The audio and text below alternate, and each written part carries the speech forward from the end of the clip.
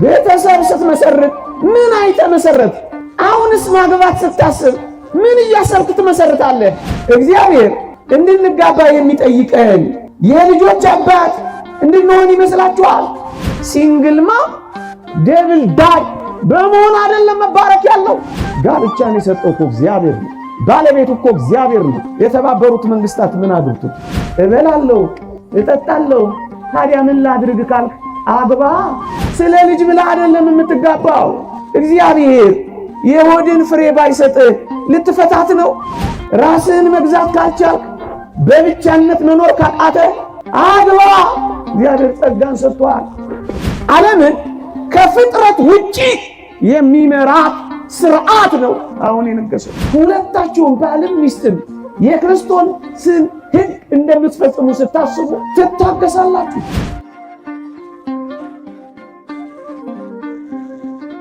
በስመ አብ ወወልድ ወመንፈስ ቅዱስ አሐዱ አምላክ አሜን። ይሄ ዘመን ዘመነ መራዊ የሙሽርነት ዘመን ነው።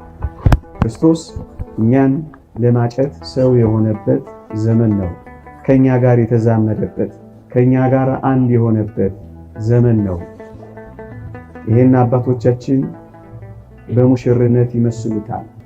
ደግሞ በቅርቡ የቃና ዘገሊላን በዓል አክብረናል። ደግሞም ዘመኑ የጋብቻ ወራት ተሰይቷል። ይሄን ምክንያት አድርጌ ኦርቶዶክሳዊ ቤተሰብ በሚል ርዕስ ለጥቂት ደቂቃዎች እንማራለን። እግዚአብሔር ከሁላችን ጋር ይሁን። ይሄን መማር የሚያስፈልገው ለምንድን ነው ወገኖቼ? ወይ ቤተሰብ አለ፣ ከቤተሰብ ያልተገኘ የለም። ደግሞም ቤተሰብ እንመሰርታለን እግዚአብሔር ሲፈቅድልን።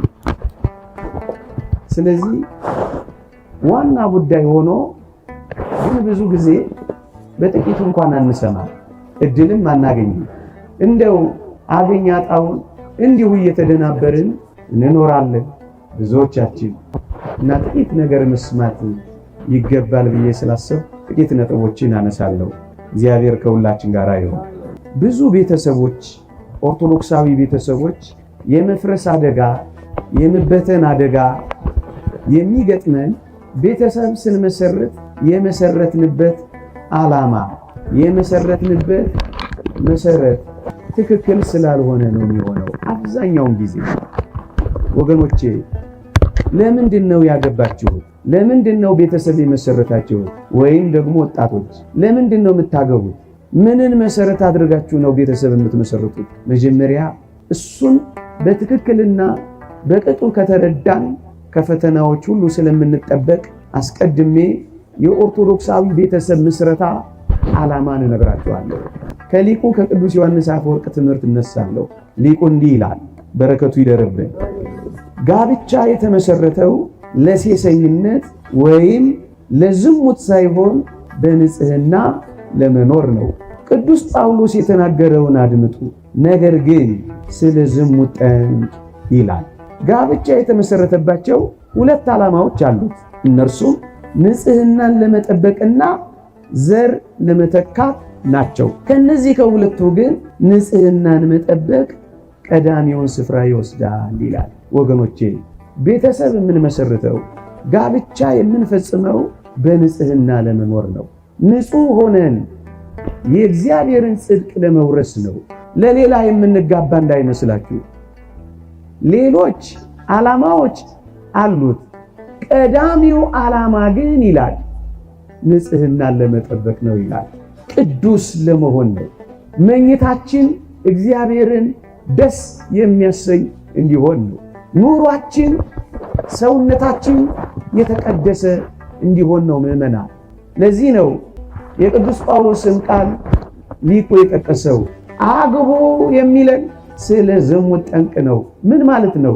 በምንበላው በምንጠጣው የሰውነት መነሳሳት ፈቃደ ሥጋ ገጥሞን ዝሙት ሰርተን በኃጢአት እንዳንወድቅ እግዚአብሔር የሰጠን ጸጋ ቢኖር ጋብቻ ነው። እበላለሁ እጠጣለሁ፣ ታዲያ ምን ላድርግ ካልክ አግባ። በዝሙት እንዳልፈተን ካልክ ይሄው እግዚአብሔር ጽድቅን መፈጸሚያ መንግሥተ ሰማያትን መውረሻ ንጽህናን መጠበቂያ ጸጋን ሰጥቶን የለ ስለ ዝሙት ጠንቅ የሚለው እኮ ለዚህ ነው ወገኖቼ።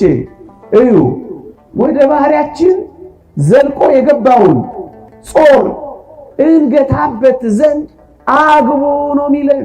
ንጽህናችንን ለመጠበቅ እግዚአብሔር በዚህ ምክንያት እንዳይቀጣ ከመንግስቱም እንዳያባረረን ለኛ የተሰጠ ጸጋ መጋባት ነው። ለዚህ ነው መጽሐፍ ቅዱስ መጋባት በሁሉ ዘንድ ክቡር መኝታውም ንጹህ ይሁን ይላል። የነጻ ሕይወት እንዲኖር ከፈለክ ንጹህ ቤተሰብ ቅዱስ ጋብቻ መመስረት ነው መፍትሄው። ምን ላድርግ ብላችሁ አትጨነቁ። እግዚአብሔር በሰጣችሁ ጸጋ ተጠቀሙ። በአይን አምሮት፣ በልብ ምኞት፣ በሰውነት መነሳሳት የሚያድርብን ቅዱስ በሆነ ሕይወት እንድንፈጽመው ካሰባችሁ የእግዚአብሔር ልጅ ነኝ ካላችሁ እግዚአብሔርን የማስደስት ሰው መሆን እፈልጋለሁ ካላችሁ አግቡ ነው የሚለው። እዩ ልጅ ስለመውለድ ለራሱ ሚስት ትኑረው አላለም መጽሐፍ ቅዱስ። ለእያንዳንዱ ለራሱ ሚስት ትኑረው የሚለው ስለ ዝሙት ጠንቅ ነው ወገኖቼ። ስለ ልጅ ብላ አይደለም የምትጋባው። እግዚአብሔር የሆድን ፍሬ ባይሰጥህ ልትፈታት ነው። እግዚአብሔር ዘርን ባይሰጠው ትተሽው ልትሄጂ ነው። ለዚህ እኮ ነው ቀዳሚው ጉዳይ ንጽህናን መጠበቅ ነው። ለዚህ ነው ልጅ ስለመውለድ ለራሱ ሚስት ትኑረው የማይለው። ሁለተኛስ እግዚአብሔር እንድንጋባ የሚጠይቀን የልጆች አባት እንድንሆን ይመስላችኋል? እሱ ሌላኛው ጸጋ ነው። ዋናውን ጸጋ ሲነግረን ሰይጣን እንዳይፈትናችሁ አግቡ ነው የሚለው። ለምን በፈተና ትወድቃለህ? ለምን የጽድቅን ጉዳይ ቀለል አድርገህ እያየኸው የትም ትፈጽመዋለህ? ሰይጣን እንደፈተነ ታውቀው ይሆን? ሰይጣን እንዳይፈትናችሁ ነው የሚለው። ለምን ራሳችንን እናጋልጣለን? በሰይጣን ፈተና ተይዘን እንዳንወድቅ አግቡ ነው የሚለን።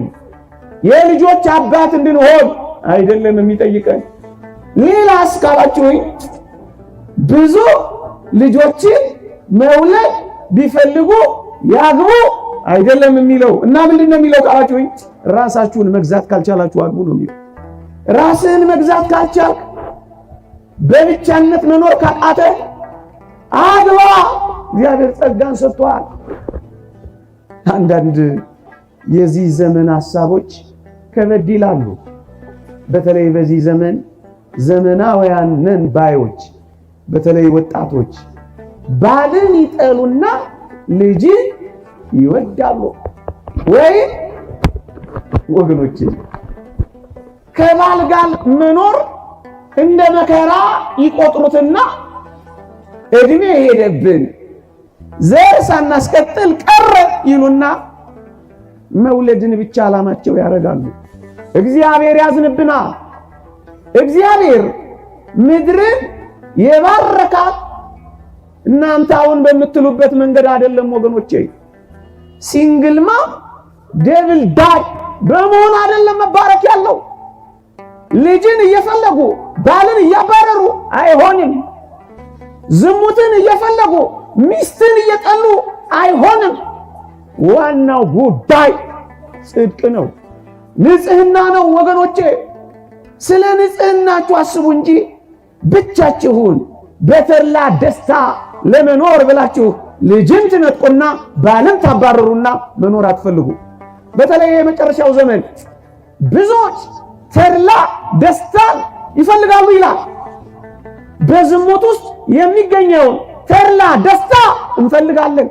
በሩካቤ የሚገኘውን ልጅ ግን እንጠላለን። ለዚህ ነው በዚህ ምድራችን ላይ ቢቻል የሰው ልጆች ጋብቻን እንዲጠሉ፣ ጋብቻን እንዲሸሹ፣ ጋብቻን ካልጠሉ ደግሞ ወገኖቼ ምናልባት ጨክነው ካገቡ እንኳን እንዳይጸንሱ በርትተው ከጸነሱ እንኳን እንዲያስወርዱ ይሄንንም አልፈው ከወለዱ እንኳን በመልካም እንዳያሳድጉ ቤተሰብ ምስረታ ጋብቻን ጭምር የሚያከስ ርዕዮተ ዓለም በዓለማችን ላይ ነግሷል። ጋብቻን የሰጠው እኮ እግዚአብሔር ነው። ባለቤቱ እኮ እግዚአብሔር ነው። የተባበሩት መንግስታት ምን አግብቶት? አንዳች ጉዳይ ከሌለው በቀር በጋብቻ ላይ ይሄ ሁሉ ዘመቻ ይፈጠራል አይደለም። ከጽድቅ ከቅድስና ከንጽህና ማባረር ስለሚፈልግ ነው። የምንጋባው ለጽድቅ ነው። ቤተሰብ የምንመሰርተው ለንጽህና ነው። ለዚህ ነው አባቶቻችን የምንኩስናን ሕይወት መምራት የማይችሉ ሰዎች ጽድቅን ዓላማ አድርገው እንዲኖሩ ጋብቻን እግዚአብሔር ሰጥቷል የሚለው እኮ ለዚህ ነው። ወገኖቼ በሴሰኝነት እንድንኖር በዝሙት ሕይወት እንድንኖር እግዚአብሔር ፈቃዱ አይደለም። ለዚህ ነው ወንድና ሴት አድርጎ ፈጠራቸው የሚለው። በወንድና በሴት መካከል የሚፈጸም ነው። አንተ ወጣት ወይ ከራስ ጋር እንድትፈጽመው እግዚአብሔር አይወድም። በቁሳቁስ እንድትፈጽሚው እግዚአብሔር አይወድም። አልሰራውም እግዚአብሔር። ፍጥረቱ አይደለም ይሄ። ያለ ፍጥረቱ እንድትኖር ምን አነሳሳ? ዓለምን ከፍጥረት ውጪ የሚመራት ስርዓት ነው አሁን የነገሰው።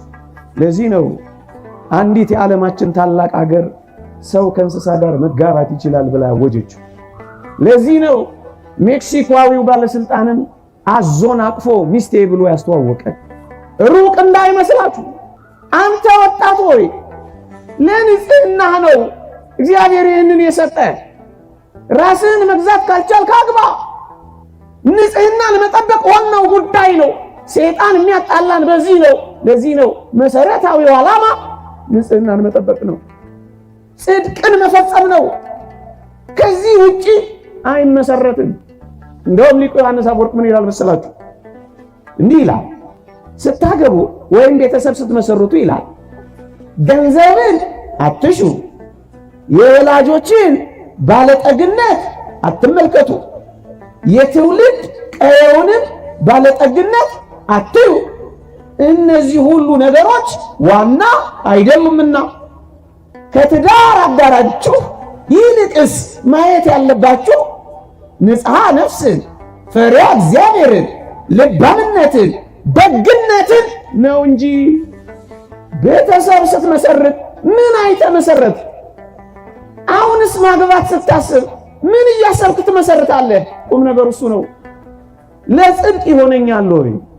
መንግስተ ሰማያት ታገባኛለች ወይ? እግዚአብሔርን ይፈራል ወይ? ቅዱስ ቁርባን ይወዳል ወይ? የነፍስ ንጽህና ገንዘብ ለማድረግ ይጋደላል ወይ? ወደ ሰማያት ይወስደኛል ወይ? ልባምነትና ደግነት አለ ወይ? እግዚአብሔር አለ ወይ? ትልቁ ጥያቄ ንጽሐ ነፍስን፣ ፈሪሃ እግዚአብሔርን፣ አስተዋይነትን አገኛለሁ ወይ ነው። ሌላውማ ያልፋል። ገንዘብን ማይከል አድርገህ ከገባ ይመጣል፣ ይሄዳል፣ ይተረፋል፣ ይከስራል፣ ይሞላል፣ ይጎላል። ቋሚና ዋና ነገር አይደለም። ውበትን፣ ደምግባትን፣ የቀየውን ታላቅነት፣ የወላጆቿን በር መዝጊያነት አይተህ ከሆነ ውበት ይረግፋል፣ ማደያት ያወጣል፣ ሰውነት ይለወጣል፣ አካል ይገረጅፋል፣ ማንነት ይጠወልጋል። ኋላ ስታጣው ልታኮርፍ ነው። ያኔ ጀርባ ልትሰጣት ነው። ያኔ ምን ልትሆን ነው? አየህ፣ ገንዘብ፣ ውበት፣ ደምግባት፣ የሰውነት ተክለ ቁመና ምክንያት አድርገህ ብቻ ከገባ እሱ ሲጠፋ ትጠፋለህ። እሱ ሲጠወልግ ፍቅርህም ይጠወልጋል። እሱ ሲቀየር ያንተ ማንነትም ይቀየራል። ለዚህ እኮ ነው መሰረቱ ላይ ችግር ስላለብን አንዳንዶች የሳሎንና የጓዳ ሚስት አላቸው። አንዳንዶች የለቅሶ ቤትና የሰርግ ቤት ሚስት አላቸው። አንዳንዶች መኪና እንደሚቀይሩት ይቀይራሉ። አንዳንዶች ሸሚዝ እንደሚለዋውጡት ይለዋውጣሉ። ምንም አይመስላቸውም። ምክንያቱም የሚፈልጉትን ካጡ ደግሞ ወደ ሌላው ይበራሉ። ጎበዝ ቅዱስ ዮሐንስ አፈወርቅ እንዲህ ይላል፣ ንብን ተመልከታት፣ እርግጥ ነው መልከ ጥፉ ናት፣ ግን ያ ምን የመሰለ ማር ትጋግርልሃለች እንጂ ይላል። ጽድቅን ፈልግ፣ ሌላውን ተው። ለዚህ ነው ጽድቅን የመፈጸሚያ መንገድ ብቻ አድርገው። ወጣቶች ሆይ ስንመሰርት የጽድቅ ጉዳይ መሆኑን ሳንረሳ ነው ወገኖቼ። እዩ የትዳር አጋራችንን አዎንታዊ በሆነ ሁኔታ ከተመለከትን ያ ማለት ባሌ ወይም ሚስቴ እግዚአብሔር የሰጠኝ ስጦታ የትዳር አጋሬ አድርጌ ከተቀበልኳት ወይም ከተቀበልሽው ምን እንደምታሳየው ወይም ምን እንደምታሳያት ታውቃለህ? ሁል ጊዜ የእግዚአብሔር ስጦታ ናትና ፍቅር ትሰጣታለህ። የእግዚአብሔር አደራ ነውና ትንከባከቢዋለሽ። ምክንያቱም ለባልሽ የሚኖርሽ አመለካከት የእግዚአብሔር ስጦታ ነው። ጽድቅን መፈጸሚያዬ ነው ነው የምትሉት። ጋብቻዬ ጽድቅን ልፈጽምበት ነው ካላችሁ ትንከባከቡታላችሁ፣ ትወዱታላችሁ። እድሜን ማምለጫ፣ ዘመን መሻገሪያ፣ የሆነ ነገር መደጎሚያ፣ ድህነት መባረሪያ ካረጋችሁት ግን እመኑኝ ቤተሰባችሁን፣ ትዳራችሁን የውድድር ሜዳ ታረጉታላችሁ። የፉክክር አውድ፣ የጦር አውድማ ታረጉታላችሁ። ያ ሕፃን ልጅ እንዳለው እኮ ነው። ትምህርት ቤት ውስጥ መምህርቷ ስለ አንደኛው ዓለም ጦርነት መንስኤው ያመጣውን ውጤት ነገረቻቸው። ደግሞ ጨመረችና ስለ ሁለተኛው ዓለም ጦርነትም ተረከችላቸው። መንስኤውንና ውጤቱን አስረዳቻቸው። ከዚያ ምን አለች መምህርቷ? ምን እንዳሳሰባት እንጃ። ተማሪዎች አቤት ለመሆኑ እስካሁን ከነገርኳችሁ ምሳሌ ተነስታችሁ የሶስተኛው ዓለም ጦርነት የትና እንዴት ሊከሰት ይችላል ብላችሁ ታስባላችሁ? አሁን የጥያቄ ለህፃናት የሚጠየቅ ነው። አጅሬ ፈጣን ተማሪ እጁን አውጥቶ እስካሁን ከነገርሽኝ እንደተረዳው ይሄ ጦርነት የሚጀምረው እኛ ቤት ሳይሆን አይቀርም አለላችሁ። አየህ፣ ጽድቅን መፈጸሚያ ካላረከው ጦር ሜዳ ታደርገዋለህ፣ መኳረፊያ ታደርገዋለህ፣ መፈታተሻ ታደርገዋለህ፣ መለካኪያ ታደርገዋለህ። ይኸውልህ ስትቆጣ አንተ የምትታገሰው ጽድቅን እየፈጸምክ እንደሆነ ሲገባህ፣ ሲጮህብሽ ዝምታን የምትፈጥሪው የክርስቶስን ሕግ ለመፈጸም ነው ያገባሁት ስትሉ፣ ሁለታችሁም ባልም ሚስትም የክርስቶስን ሕግ እንደምትፈጽሙ ስታስቡ ወገኖቼ ትታገሳላችሁ፣ ጭምቶች ትሆናላችሁ። በጸባችሁ መካከል ይቅርታ ይጎርፍላችኋል። አንዳችሁ ለአንዳችሁ መስዋዕት ለመክፈል የተዘጋጃችሁ ትሆናላችሁ። ወገኖቼ ሲታመም ትንከባከባላችሁ። ጽድቅን መፈጸሚያ ከሆነ ወገኖቼ ሲታመም ትንከባከቡታላችሁ። አጣ፣ ገረጣ፣ ነጣ፣ ጎበጠ ብላችሁ ባላችሁን አትንቁት። አንዳንዶች አሉ ቀን አልፎ ኑሮ ሲሳካላቸው መከራውን በልቶ ያኖራቸውን ባላቸውን ዘግተውበት አሉ። ሚስትየው ድንገት ስትታመምበት አባ ከናንተ ማለት በር ዘግቶባት የሚጠፋ ብዙ ነው። ምን ማለት መሰለህ? ጽድቅን መፈጸሚያ የእግዚአብሔር ስጦታ የሰማያዊ ሕይወት አደራ አድርገን ካልተቀበልነው የጦርነት አውድ ነው የምናደርገው። ዝም ብለን እንደነገሩ ነው የምንኖረው። ወገኖቼ ምኞትህን ብቻ የምትፈጽምልህ፣ ጥያቄህን ብቻ የምታከናውንልህ፣ ደግሞስ እንቁላል ፍርፍር ጠዋል ከሰዓት ደግሞ የእንጀራ ፍርፍር እንደ ሰራተኛ አድርገህ ብቻ ከቆጠርካት አንተ ፍቅር መስጠት፣ አንተ መንከባከብ፣ አንተ የእውነት መውደድ ያቅታል። ምክንያቱም ዓላማውን ስተሃል። ሚስቴ ጥያቄዎችን ብቻ የምትመልስ ናት ብለህ አሉታዊ ሐሳብ በልብ ከተሃል። ሚስትስ ባሏ ወገኖቼ ትዕዛዝ የሚሰጣት ብቻ ወይም እሷ የልጆቿና የቤቱ አገልጋይ እንደሆነች ብቻ ካሰበች በተቃውሞ፣ በቅራኔ፣ በኩርፊያ ደግሞስ በቅዝቃዜ ትኖራለች። አባቶቻችን እኮ እንደሚሉት ነው ቀዝቃዛ ሚስቱ፣ ቀዝቃዛ ቤቱ፣ መዝናዛ ሚስቱ ለምን ይሄዳል ከሰው ለቅሶ ለቅሶ እያለ ቤቱ እንደሚሉት ነው። ለቅሶ ቤት ታደርጉታላችሁ። ጽድቅን መፈጸሚያ፣ ፈቃደ እግዚአብሔርን ማድረጊያ፣ የክርስቶስን ትእዛዝ መፈጸሚያ ነው ቤተሰብና ትዳር። ወገኖቼ እዩ፣ ፍቅርን፣ መታዘዝን ባል ከሚስት፣ ሚስት ከባል፣ ልጆች ከወላጆቻቸው ከለመዱ እመኑኝ ወገኖቼ ጠላቶቻችንን እንኳን ሳይቀር እስክንታዘዝ ድረስ መንፈሳዊ ሕይወታችን ያድጋል፣ ከፍ እንላለን። ምክንያቱም ፍቅርንና መታዘዝን ከቤታችን ጀምርና ምን ማለት እንደሆነ ታውቃላችሁ? የጽድቅን ሕይወት አጠገብ ካለችው የአጥንት ፍላጭ የሥጋ ቁራጭ እንድትለማመድ ነው እግዚአብሔር ያዘጋጀ። ሩቅ አይደለም ቤትህ። ከዛስ ወደ ጠላቶቻችን ያድጋል ይሄ ፍቅር፣ ወደ ጠላቶቻችን ያድጋል ይሄ መታዘዝ። ለዚህ እኮ ነው መጽሐፍ ቅዱሳችን ምን ይላል? እዩ መንፈሳዊ አንድም ሰው በተለያየ ድካም ውስጥ እንኳን ቢገኝ ይላል መንፈሳውያን የሆናችሁ እናንተ እንዲህ ያለውን ሰው በየዋህነት አቅኑት ይላል። ደግሞአለሁ ማንም ሰው በድካም ውስጥ ቢገኝ እኛ ክርስቲያኖች የሆን በየዋህነት እንድናቀናው ነው የታዘዝነው። ምን ማለት መሰላችሁ? ክርስቲያን የሆን ነው እንኳን የባልን ጥቂት አመል እንኳን የሚስትን ጥቂት አመል ቀርቶ የአላውያንን ጡጫ የአረማውያንን እርግጫ እንኳን እስክንታዘዝ ድረስ እስክንሸከም ድረስ። ታዲያስ ጽድቅ ማለት ይህ አይደለ? ስለዚህ ሚስቴ ባሌ ጽድቅ እንድፈጽምበት እግዚአብሔር የሰጠኝ ስጦታ ነው ብሎ መቅጠር መጀመር ይሄንን ቤተሰብ ያቆመዋል።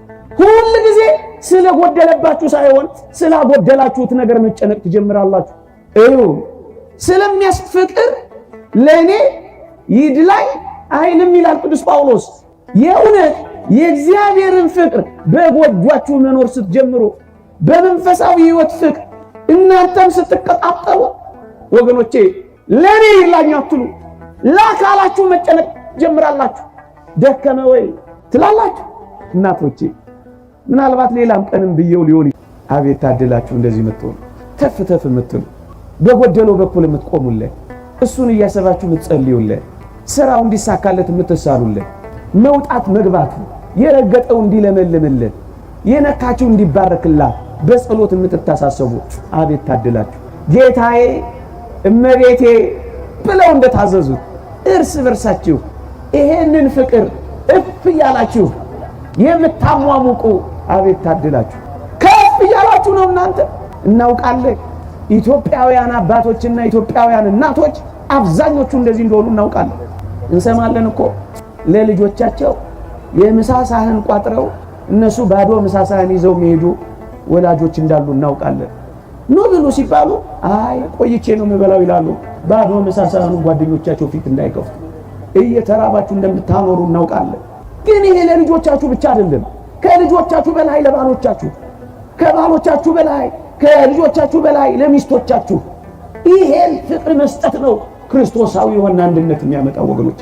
ጽድቅን መፈጸም እንግዲህ ጽድቅን ለመፈጸም ወጣቶች ተዘጋጁ። ለዚህ ነው ቤተክርስቲያንም እጅግ የምትደንቅ ቤተክርስቲያን አለቻችሁ። ቤተሰብ ምስረታ የቃል ኪዳን ጋብቻችሁ ቀን ሰነፈች፣ ደከመች፣ መከነች ብዬ አልተዋትም የምትላችሁ ጽድቅን ልታስፈጽማችሁ እኮ ነው። በመስቀልና በቅዱስ መጽሐፍ ቃል ኪዳን የምታስመቻችሁ። ጨሳ ዋራው ጨስ ማለት እኮ ይቻላል፣ ግን ከዛ ከፍ ነው የምታረጋችሁ። እዚህ ቤት ከፍ ጽድቅን ነው የምታስፈጽማችሁ። ምእመናን